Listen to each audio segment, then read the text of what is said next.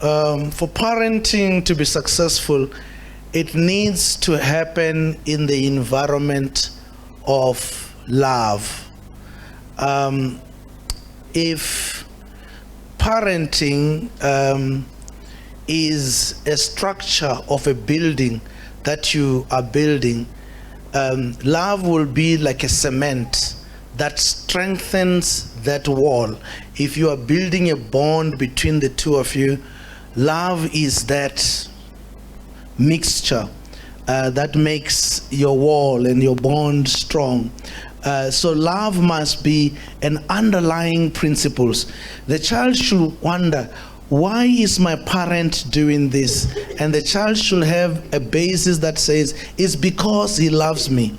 It's because she loves me. What is the underlying reason for his conduct, for his doing? Must be love. So they must see love in all that you're doing. So love is that cement that you need. And you realize that if love is not there, that relationship weakens. It's almost like you are trying to build a wall and you don't have that cement that strengthened your concrete. It shakes and it falls apart because you see, love is real. You can't pretend it.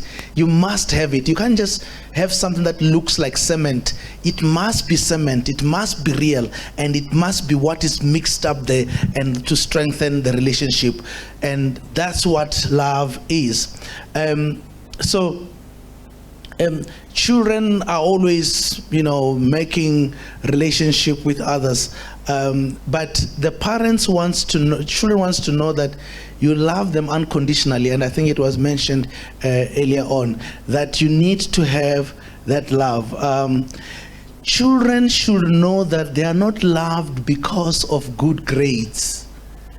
You see, we grew up in an environment where we were abused, and many of us still continue to do the same thing, where children are compared with other children, and those children who seem to have good grades at school are the ones that are lifted up. It's like, why are you not like your brother who is doing like this? Why are you not like your sister? Look at your sister is doing. And not realizing that children are gifted differently. And many have been destroyed in their homes because they were told they were not good enough. They were second class because they don't meet the standards of the other, So, and I realized when raising up my children at home to realize that they're gifted differently.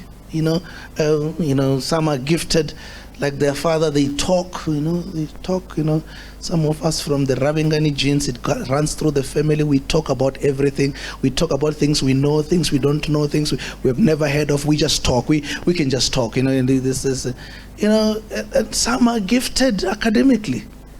And why should I reward the one who is gifted academically as against the one who is gifted in talking, in ability to communicate, and so on and so on?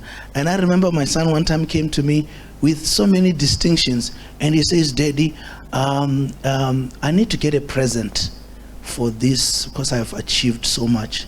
I said, "You are crazy. You're not going to get anything from me.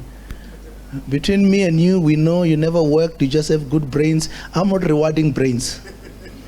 We're not going to do such things, because that means I'm discriminating against others for the different gifts that they have, And I'm destroying one whose potential. And you know that children who are very smart at school, they become doctors, engineers, and whatever, actuarial scientists.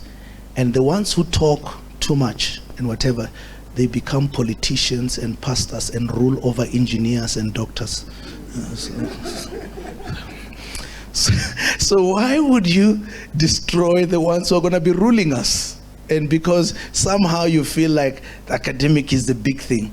But whatever it is, whatever their performance is, let their children know that they are loved unconditionally. They don't have to have, even if they get all zeros, they must know I'm going home to a home where I'm loved and I'm accepted. We've heard the stories of children who failed matric and committed suicide because the issue is that I'm not good enough for some reason I have failed my parents, I'm a failure, I might just end my life. No, when he has failed in life, when everything has collapsed, let him know that I'm going to go home and I'll be accepted. That a prodigal son, after he messed up, one thing that kept him moving is that the love of the father. He says, I'm going to go home to my father because my father will love me. And that's what is required. Parenting, and its underlying and the very basics of it all, it must be the love, the unconditional love of the children.